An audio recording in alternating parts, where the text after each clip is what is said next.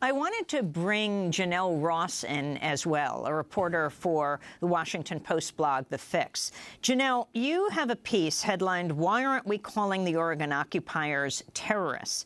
And you start by saying, as of Sunday afternoon, the Washington Post called them occupiers. The New York Times opted for armed activists and militiamen. The Associated Press put the situation this way.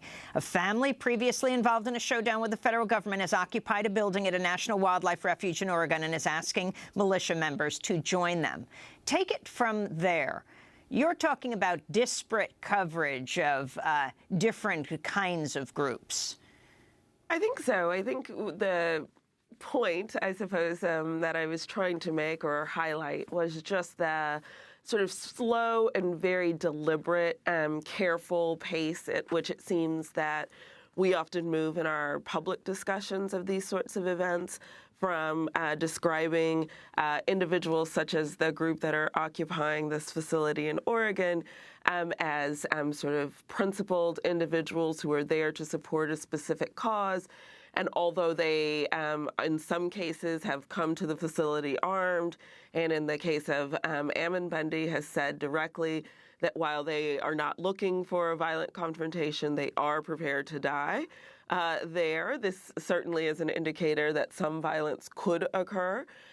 And there's, it seems, a real effort to be very, very careful about how their actions themselves and what they are doing right now are described. The same certainly can't be said about the way, for instance, that coverage of various protests related to race and policing have been covered, or the fairly rapid way in which the activities of, say, a group or subset of people who may have been involved in rioting in those cases gets sort of mushrooms out and becomes the way that the entire group is described. In fact, I'm sure you, as well as many viewers, have seen, you know, the sort of active conflation of protesters with rioters and looters and descriptions of them as thugs, et cetera, and a threat to entire cities and so on and so forth.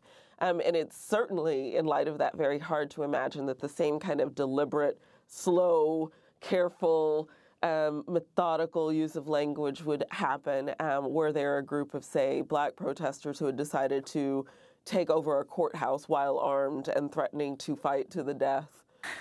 It's very hard to imagine. Janell, I wanted to play this for you. On Sunday, CNN law enforcement analyst Art Roderick said the militants were being treated differently than Black Lives Matter protesters because, quote, they're not looting anything. Roderick made the remarks in an interview when he was being interviewed by CNN host Brian Stelter. This is Brian first. You know it's going to become politicized, and we've already heard from activists online, many of them, I've been reading from them all morning, who say if these were Black Lives Matter protesters or if these were peaceful Muslim Americans, they'd be treated very differently by law enforcement. Do you think there's truth to that argument?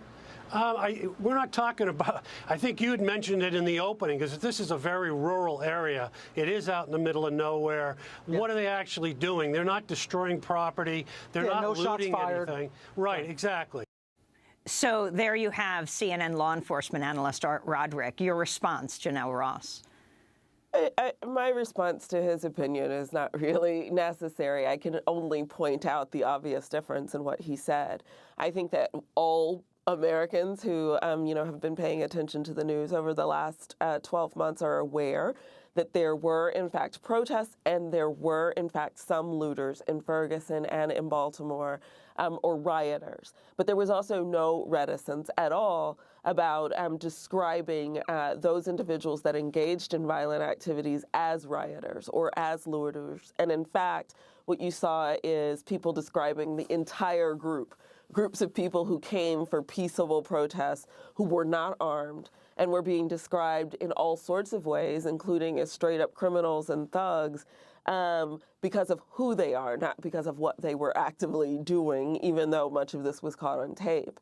And in this case, I think that while it is certainly true, factually, that these individuals are occupying a space in a rural area where there is little in the way of built infrastructure to destroy, even if that was what they were inclined to do, it is worth noting that these individuals have arrived armed have said repeatedly that they are prepared to essentially fight to the death, and in fact are seeking an overthrow, or rather an end to federal government authority in specific areas, or in this case over specific pieces of land.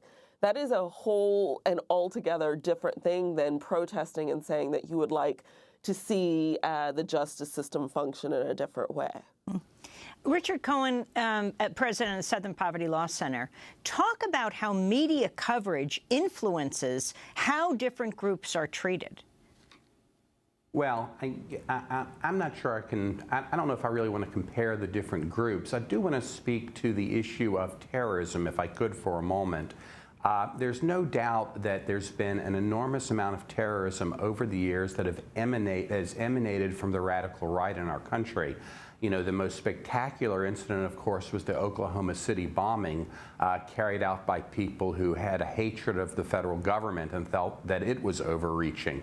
And since that time, there have probably been 100 different plots involving efforts to kill federal officials, poison water supplies, and all of that. So the Bundys come out of a milieu where there has been an enormous amount of terrorism. So I understand exactly why Janell would want to kind of describe this as a terrorist incident. You know, there's been no violence yet, but you can imagine something far worse happening from fanatics like this. I think these people have been described by the media as fanatics, as zealots. There has been, I think, some reluctance to call them terrorists. I'm not sure why. We certainly wouldn't call the rioters or the people involved in a disturbance in Ferguson or Baltimore, wouldn't call them terrorists, but we would be very quick to, I think, condemn them. And I think people have been relatively quick, of course, to condemn the Bundys. Some, I mean, really quite, you know, I don't want to point fingers, but, you know, Sean Hannity, many Republican politicians originally portrayed the Bundys as heroic. You know, Ben Carson, Ted Cruz, Trump, Rand Paul, all talked about how, you know, the Bundys were standing tall against the man. And that type of portraying them as heroes, I think they should be held accountable for those kinds of that kind of encouragement that they've given them. Of course, you contrast this, how the protesters here are being dealt with, to 1985, Janell, to Philadelphia, when the Philadelphia police bombed the Move House, killing 11 people, actually dropped a bomb on their house. 11 people killed, 5 of them were children. That is true. I think, of course, as Mr. Cohen said, it's very difficult, if not impossible, to make direct comparisons between groups and events and responses. There are always variables on the ground, certainly not the least of which in this case is the sort of urban versus rural setting. But there is, it seems at least, a sort of clear difference in the escalation of language or, as Mr. Cohen pointed out, some real differences in the way that members of the media, but also the public, seem to think about and understand these individuals who are involved in different incidents. And it seems largely to be based on who they are rather than their cause, or even more specifically what they're actually doing or not doing on the ground. And I would just come back to, all you have to do is look closely at specifically what Ammon Bundy has said about their goals and aims in Oregon and what they are prepared to do, and the fact that these occupiers have come to this space. They certainly have a right to assemble. They have a right to protest. This is the United States. That is certainly true. But to occupy a building is perhaps a different thing. It is not exactly the same as a protest.